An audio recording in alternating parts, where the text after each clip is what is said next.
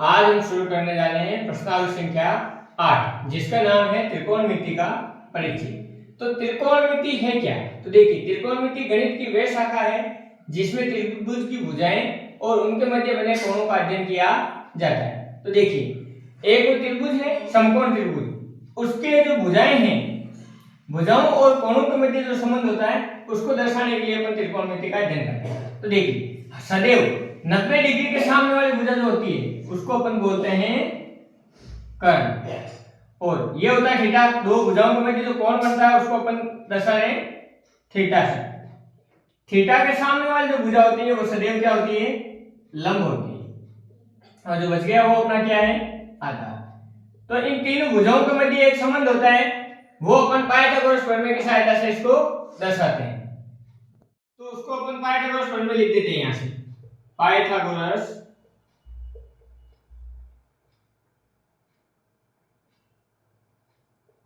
प्रमेय।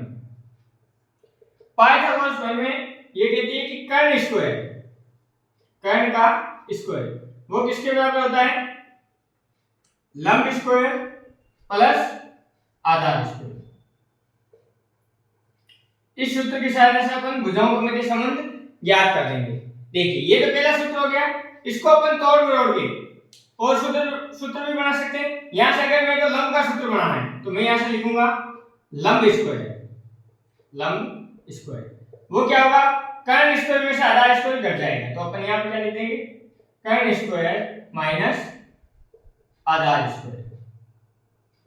और अगर मेरे को आधार का मान ज्ञात करना है तो आधार के लिए मैं क्या कर दूंगा? आधार स्क्वायर बराबर कर्ण स्क्वायर में से लंब स्क्वायर घटा दूंगा, तो यहां पे क्या लिख देंगे अपन? कर्ण स्क्वायर माइनस लंब स्क्वायर।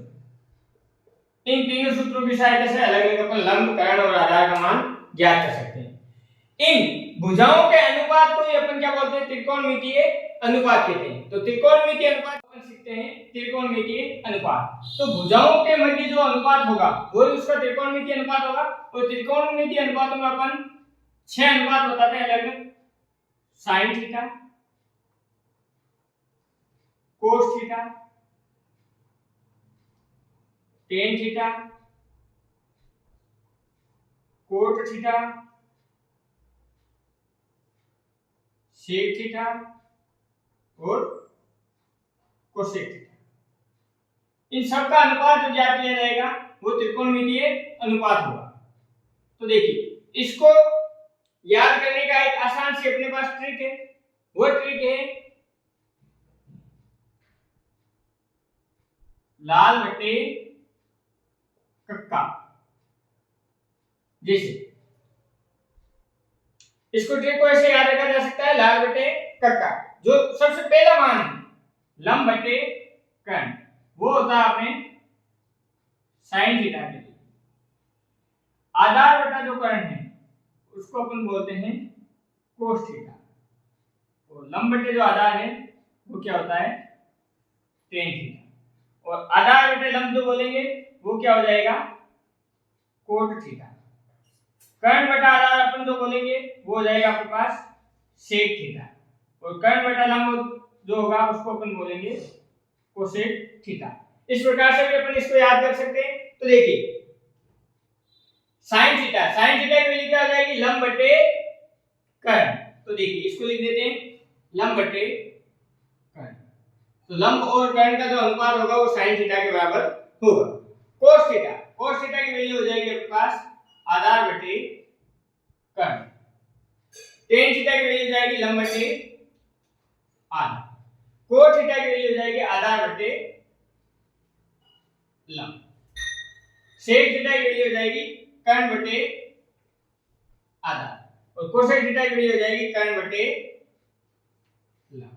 इन अनुपातों की सहायता से अपन sine theta, cos theta, tan theta, cot theta, sec theta और कोसेक थीटा के मान अपन ज्ञात कर देंगे। अनुपातों की सहायता से अपन त्रिकोणमितीय अनुपात ज्ञात करेंगे। देखिए, त्रिकोणमितीय अनुपातों के लिए कुछ विशिष्ट मानों की आवश्यकता होती है।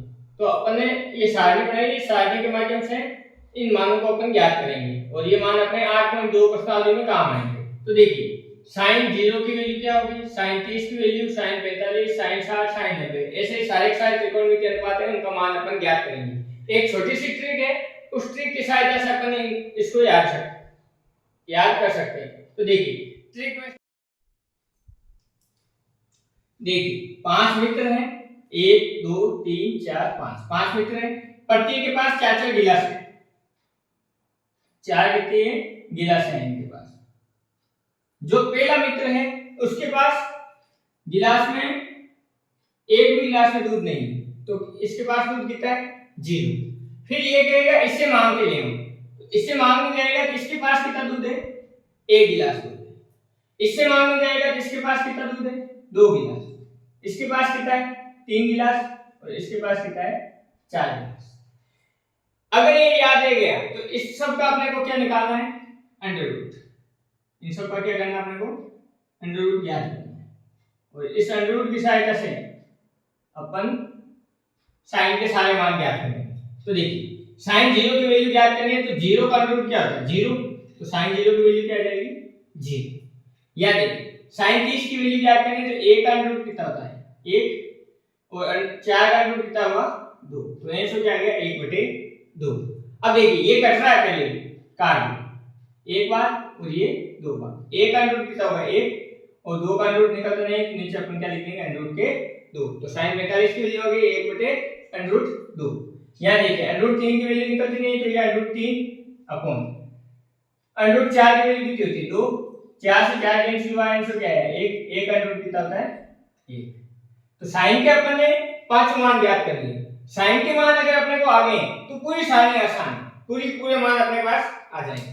अब देखिए sin के मान आ गए, इनको इधर से पलट के इधर लिख दो, cos के सारे मान आ जाएंगे। तो इस 1 को उठा के अपन यहां ले आते, तो ये 1 इधर आ गया, अंडर रूट 3/2, यहाँ पे 1/√2, यहाँ क्या आ जाएगा, 1/2, और यहाँ क्या आ जाएगा, 0।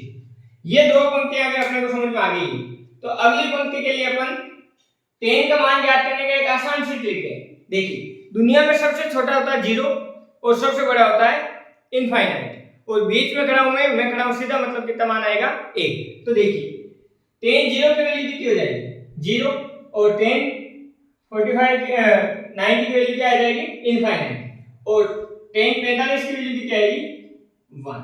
इधर मैं लिख देता हूं अंडर रूट के 3, और इधर भी लिख देता हूं अंडर रूट के 3। देखिए इधर से शुरू है अपन 0 1 इनफाइनाइट, मतलब इधर की तरफ जाते हैं तो मान बढ़ रहे हैं, तो कहने का मतलब ये दोनों मान तो समान नहीं हो सकते, तो इसके ऊपर लिख देता हूं मैं 1।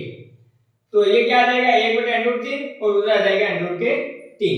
इस प्रकार अपनी tan की लाइन बन जाएगी। अब tan की बन गई तो अपन cot की भी बना सकते हैं, तो इनको पलट के इधर ले आएंगे। तो देखिए इनफाइनाइट √3 1 1/√3 और 0, ये चार चीजें अपने को याद हो गई।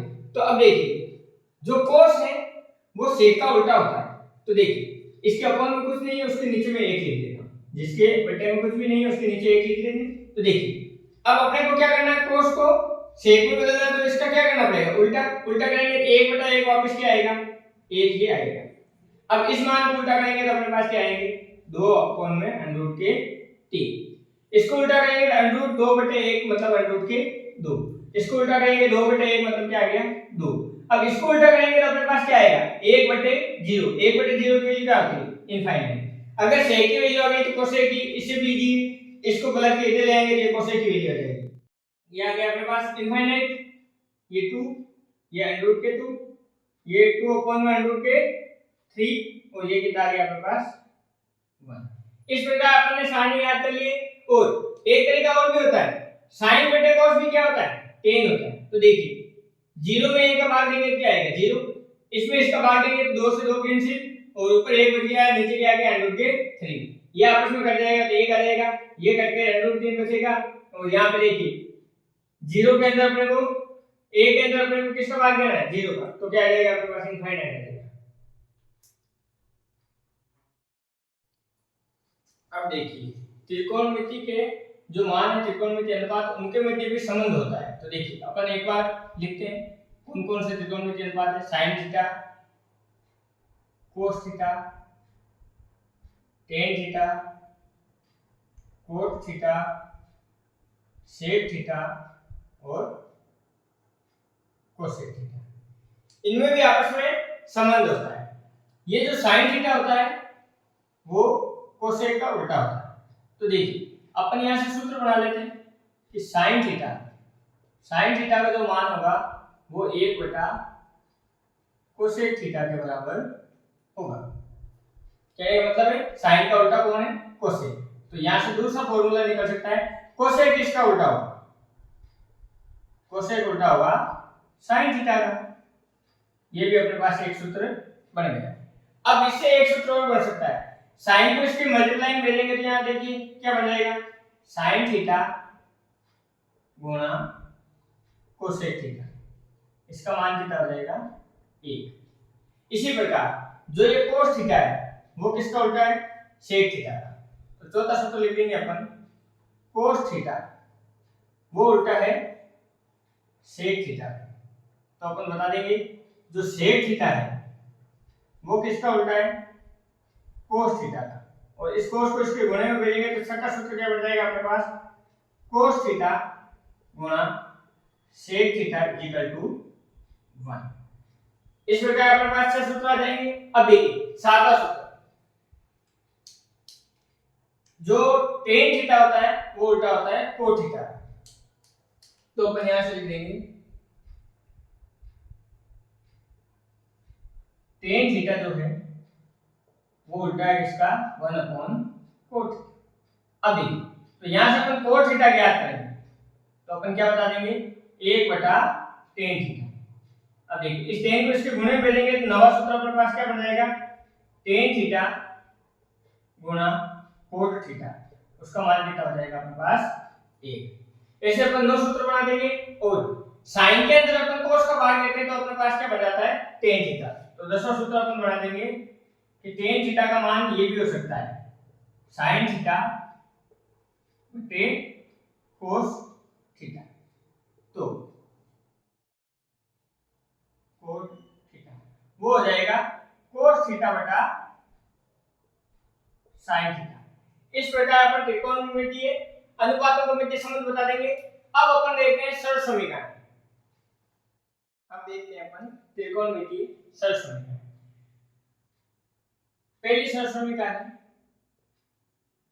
Sign square theta plus cos square theta equal to 1। इसकी सहायता से अपन और भी सरल समीकरण बना सकते हैं, वो इसका तोड़ होगा। अब देखिए दूसरी सरल समीकरण होती है अपने 1 plus tan square theta equal to sec square theta. और तीसरी सरल समीकरण होती है अपने पास 1 plus cot square theta equal to cosec square theta. इन तीन सरल समीकरणों की सहायता से अपन त्रिकोणमिति के सारे इक्वेशन कर सकते हैं। अब इन्हीं का तोड़ कुछ इसी प्रकार से देखिए, अगर यहां से मैं साइन स्क्वायर थीटा ये देखो साइन स्क्वायर थीटा, तो देखिए cos स्क्वायर उधर जाएगा तो माइनस का पड़ जाएगा तो 1 माइनस cos स्क्वायर थीटा, ये इसी सरल समीकरण का व्युत्पन्न रूप है। अब देखिए अगर नेक्स्ट टाइम में cos स्क्वायर थीटा को यहां रखें और sin स्क्वायर को उधर भेजूंगा क्या बन जाएगा 1 माइनस sin स्क्वायर थीटा। हालांकि अपने सरल समीकरण यही है, इसी का व्युत्पन्न रूप ये है। अब इससे देखिए यहां से अगर मैं इस 1 को उधर भेजूं तो मेरे पास क्या आ जाएगा tan square theta equal to sec square theta minus 1। और अगर इस 1 को मैं यही रखूं और tan को उधर भेजूं तो क्या बन जाएगा sec square theta minus tan square theta. तो इसके ये व्युत्पन्न रूप है, और भी इसके व्युत्पन्न रूप बन सकते हैं, परंतु अपन इतना ही सीख रहे हैं। आगे 1 plus cot square theta equal to cosec square theta. अपन इस 1 को उधर भेजते हैं cot square theta equal to cosec square theta minus 1। अब इस बार अपन cot स्क्वायर को उधर भेजते हैं, 1 को ये रखते हैं, तो देखिए ये 1 तो अपनी जगह, cot स्क्वायर उधर जाएगा तो cosec square theta minus cot square theta, ये इसका व्युत्पन्न रूप हो गया। इन सरल समीकरणों की सहायता से अपन प्रश्नावली संख्या 8.3 में इनका यूज करेंगे। अब कुछ एक समीकरण और है, उनको भी अपन याद रखने की दृष्टि से लिख लेते हैं। अपन ने पिछली कक्षाओं में इनको पढ़ा भी है। जैसे पहली समीकरण अपना x प्लस वाई का होल स्क्वायर, वो क्या होता है x square plus 2xy plus y square. अब इस x y की जगह आप a भी ले सकते हो, तो a भी में वो समीकरण आते हैं। दूसरी समीकरण आपने x माइनस वाई का होल स्क्वायर, वो होती है x square minus 2xy plus y square. तीसरी समीकरण आपके पास x square minus y square, x minus y और x प्लस वाई। अब देखिए अगली समीकरण आपके पास x क्यूब माइनस वाई, तो ये समीकरण होते हैं x minus y, x square plus xy plus y square. और अगली समीकरण आपके पास x cube plus y cube, वो होती है x plus y bracket x square minus xy plus y square.